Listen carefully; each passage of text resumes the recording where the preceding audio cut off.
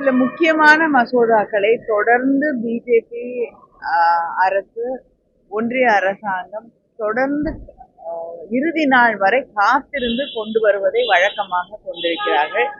எதிர்கட்சிகளுக்கு அந்த கொண்டு வரப்படக்கூடிய மசோதா அவற்றை படிக்க கூட அவர்கள் நேரமோ அவகாசமோ அதில் மீது கருத்துக்கள் சொல்லுவதற்கோ அவகாசம் இல்லாமல் அதை எதிர்ப்பதற்கோ இல்லைன்னா அமெண்ட்மெண்ட்ஸ் கொண்டு வருவதற்கோ அவகாசம் அளிக்காமல் ஒவ்வொரு முறையும் இதை செய்து கொண்டிருக்கிறார்கள்.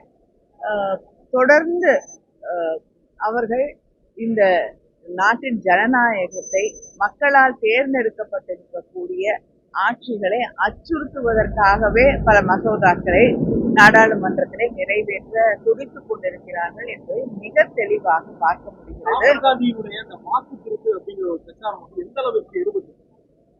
நிச்சயமா மக்களுக்கு மனசுல இந்த இருக்கக்கூடிய ஒன்றிய அரசாங்கமோ இல்லை என்றால் பல மாநிலத்திலே இருக்கக்கூடிய ஆட்சிகளோ நாங்கள் தேர்ந்தெடுத்து உருவாக்கி இருக்கக்கூடிய ஆட்சியா அல்லது ஒரு ஒன்றிய அரசாங்கமும் தேர்தல் ஆணையமும் இணைந்து உருவாக்கி இருக்கக்கூடிய ஆட்சியா என்ற ஒரு மிகப்பெரிய கேள்வியை அவர்கள் மனதிலே அது விதைத்திருக்கிறது.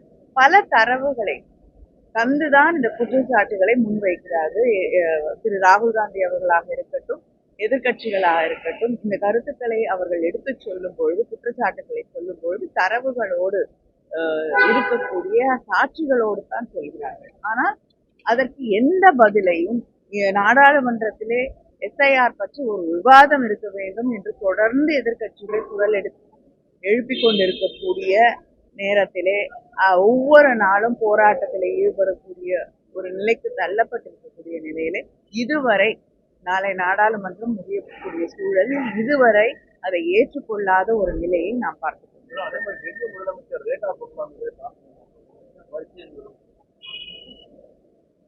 செய்திகளை உடனுக்குடன் தெரிந்து கொள்ள கீழ்கண்ட கேபிள் மற்றும் டிடிஹெச் நெட்வொர்க்குகளில் எம்நாடு செய்தி தொலைக்காட்சியை காணுங்கள். பாதகம் செய்பவரை கண்டால் நாம் பயம் கொள்ளலாகாது பாப்பா. மோதி மிதித்துவிடு பாப்பா, அவர் முகத்தில் உமிழ்ந்துவிடு பாப்பா. அண்மை செய்திகளை உடனுக்குடன் தெரிந்து கொள்ள இணைந்திருங்கள் எம்நாடு தொலைக்காட்சியுடன்.